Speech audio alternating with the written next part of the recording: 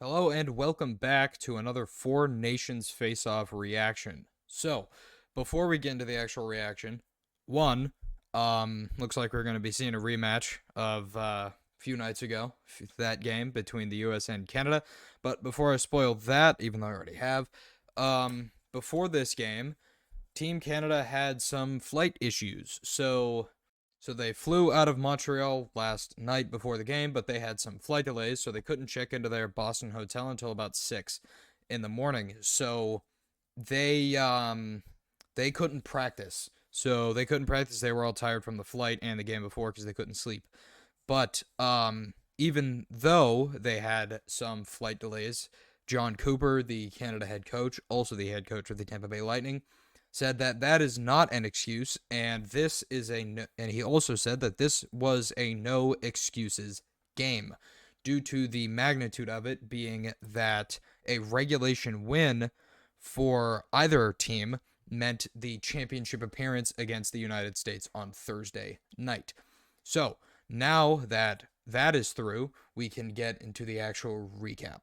So as you can see here, Team Canada did win this in regulation 5-3 against Team Finland. So that means that the absolute gem of a game that we got between Canada and the US will be the championship matchup, as I did predict. Now, I did say in the Team USA and Team Canada game that I did the recap on that I would have loved to see it as Sweden. The only reason why I wanted to see it as Sweden is so that it'd be an easy win for the US, because Team Canada is not known for losing to the same team twice. If anybody can fact check me on that, please do, because I could be completely wrong. But I will cover Finland first, so let's get into that. So, Finland had a scoreless first and second period. That's where Canada mainly got their lead. But when they did finally score, Lindell scored it first, dinged it off the post with an assist from Lehkonen to make the game 4-1. If you can't do math, then that means that Canada got 4 goals in the first 2 periods, which was crazy. But I'll cover that when I cover Canada. Beautiful shot. Obviously went off the post, going from the right, or technically the left side of the goalie, but it looked from the right. Good shot, dinged in right off the post.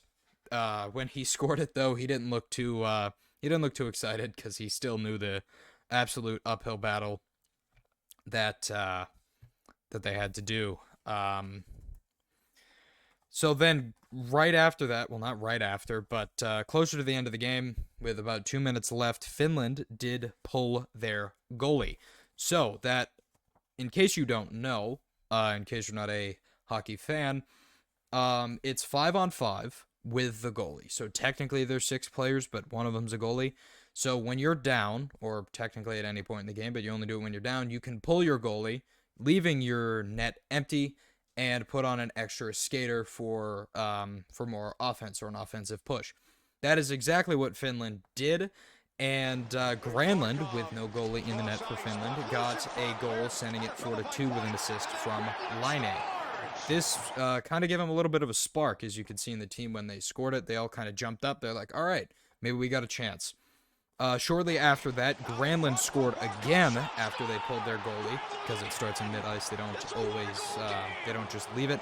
Granlund scored again from an assist with Barkov and Aho. Barkov had the main assist. It was actually a great pass right to the stick of Granlund.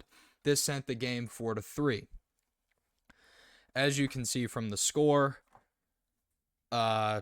this mini comeback from Finland did not amount to anything. Before we get to Canada, though, I would like to say Kevin Lankinen did start the game. He led in 3 in the first, and then they still played him to start the second period for one reason or another. I think it's completely boneheaded, I'm going to be honest. But Finland overall didn't look ready in the first period. They weren't expecting this powerhouse of a Canada team. But after Lankinen did let in his 4th goal, they did pull him and put in Saros, who actually went 14 for 14. Saros did not let in a goal. The game ended 5-3 though, because they pulled him. That's not his fault that he let that in, obviously, because he genuinely wasn't on the ice. Another thing to note before I do get to Canada, I stopped watching this game after 30 minutes when Canada went up 4-0. I had to go do something, and the game was over, so I wasn't awfully devastated. But now, let's get into the highly scoring part, which is Canada. So, McDavid got his first goal, shockingly. I mean, he had some good assists. I say shockingly because it didn't come sooner, unassisted. Technically, I mean, me personally, I would give the assist to Rupe Hintz, who is on Finland. He had a nasty turnover, which led to the goal. But after McDavid's goal, this set it so that Canada had scored first in all 3 of their games, which, you know, with a team that's stacked with McDavid and Crosby, that should be the standard. So I'm not too shocked at that. Really shortly after, Nathan MacKinnon made the game 2-0 with an assist from Reinhart and Hagel. These 2 goals were 46 seconds apart. So really put Finland on the back foot quick, and then later in the period, Point with an assist from Sanheim and McDavid put it to 3-0. This gave McDavid his second point of the game, and ended the first on a really sad note for Finland because it looked like they were finished. Canada got the only goal in the second period. It came from Nathan MacKinnon. I saw this one, and then I turned it off because I thought the game was over with an assist from Crosby and Reinhart. This gives MacKinnon his 3rd of the tournament and 2nd of the game. But then Finland had their little mini comeback, and Canada couldn't muster up anything to get past Saros to save their life, and they didn't. It only took them to empty their net for the 3rd time until Crosby absolutely laid out somebody on the Finland team with 56 seconds left to secure the game with an assist from Reinhart. Technically, it would be MacKinnon to get the game-winning goal, but I would really give it to Crosby if I had the choice, which I don't.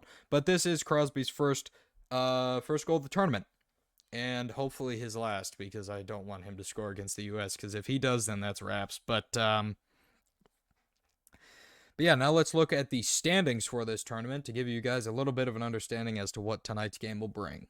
So here are the current standings for the Four Nations face-off. It's the U.S. with 6 points, Canada with 5, Finland with only 2, and Sweden with 2.